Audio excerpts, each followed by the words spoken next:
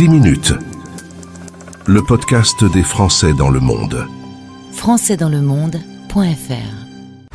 Partons ensemble retrouver Raphaël à Boston et on va parler du plus beau sujet avec celui de l'amour, c'est le bonheur. Bonjour Raphaël. Bonjour Gauthier. Content de t'accueillir sur notre antenne. On va évoquer avec toi ce grand sujet du bonheur. Arriver à prendre du temps pour être heureux, soi et avec les autres, c'est un vaste sujet. Qu'est-ce qui t'a amené à te pencher avec autant d'assiduité sur le sujet du bonheur ? Écoute, d'abord, je crois que j'ai la croyance en moi que la vie est belle et du coup, mais plus sérieusement, en fait, en tant que thérapeute, je me suis rendu compte pendant les accompagnements que je pouvais faire que les gens venaient toujours avec la même question, des problèmes de communication. Et en réalité, en creusant un petit peu plus, je me suis rendu compte que notre quotidien est souvent très happé par tout ce qu'on a besoin de gérer, les enfants, la maison, le travail, de temps en temps des parents vieillissants, les activités des enfants, les allers-retours, et que finalement, on ne prend pas suffisamment de temps pour s'arrêter et vivre des moments de qualité avec ceux qui nous entourent.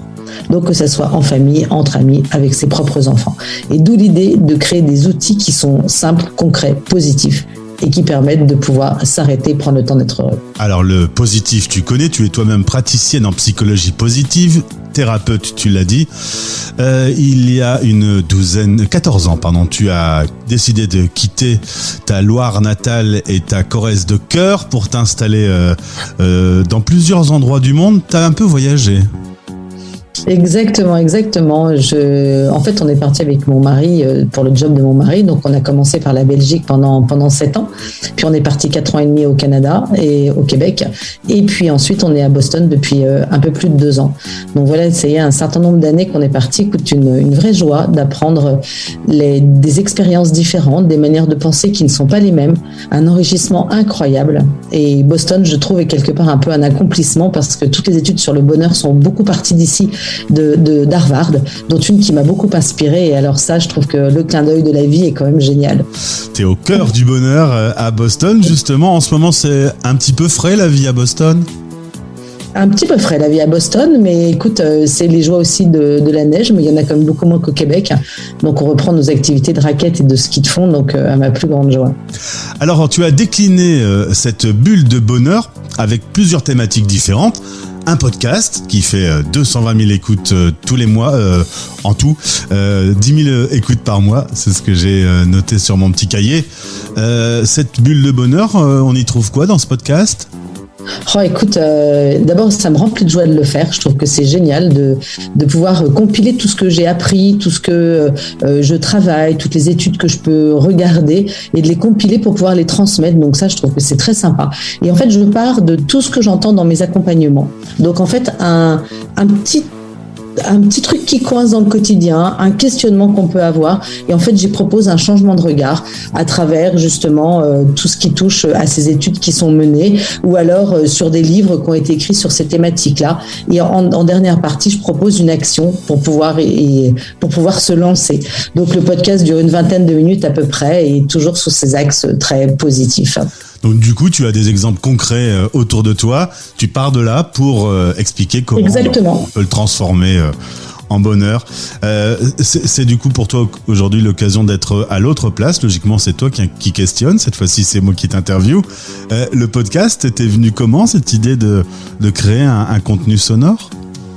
En fait, c'est sous l'inspiration d'une fille avec qui j'ai travaillé les premiers podcasts qui s'appelle Alban, qui m'a dit mais tu sais ce nouveau média, j'adore, je trouve ça génial, t'as tellement de choses à raconter, je trouve que ça faudrait le coup de mettre tout ça en œuvre. Et c'est effectivement ce qu'on a fait et on a mis du temps avant de trouver le bon système. On a réfléchi dessus pendant plusieurs mois, 8 mois, 9 mois même.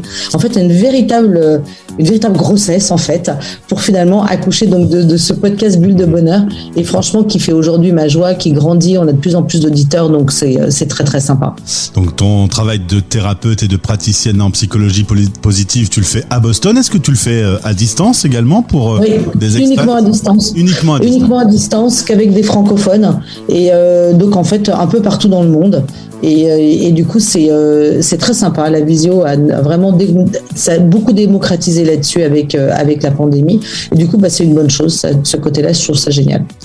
Tu crées du lien avec ces rendez-vous et tu as même eu l'idée assez géniale d'aller jusqu'à fabriquer un jeu. 10 ans, moi plus, Raphaël.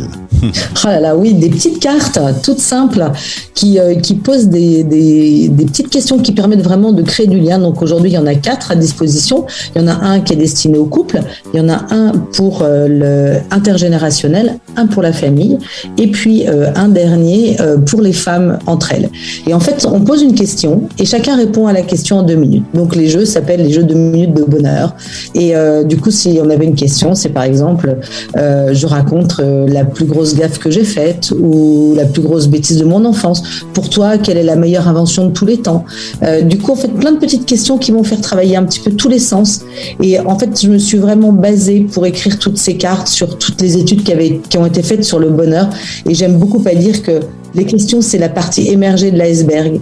Et que derrière toute la partie émergée, on va travailler mine de rien tous les fondements de la relation. On est sur la radio des Français dans le monde, on utilise le média radio. En gros, on provoque de la communication chez les gens, toi et moi. Absolument, complètement, c'est exactement ça. Vraiment exactement ça, c'est arriver à se retrouver, arriver à partager, à échanger et que de toutes les manières, je reviens à mes petites études et ma petite étude d'Harvard là, que j'aime tant et qui disent que ceux qui sont en lien avec les autres sont les plus heureux. Donc le bonheur est un vrai sujet qui est au cœur de ta vie. Est-ce que toi, aujourd'hui, tu es heureuse ? Bien sûr. Non, moi ça va pas du tout. Alors maintenant, il faut pas non plus être. On n'est pas dans un monde de bisounours. La vie, elle est jalonnée de moments qui sont plus positifs que d'autres. Et maintenant, ça veut pas dire qu'il faut les nier, mais c'est simplement prendre le temps. Je reviens toujours à cette notion de prendre le temps d'accueillir dans une journée toutes ces petites joies, parce qu'on a plein de petites joies dans une journée. On peut être dans un moment difficile de sa vie, mais par contre, on a quand même plein de petites joies.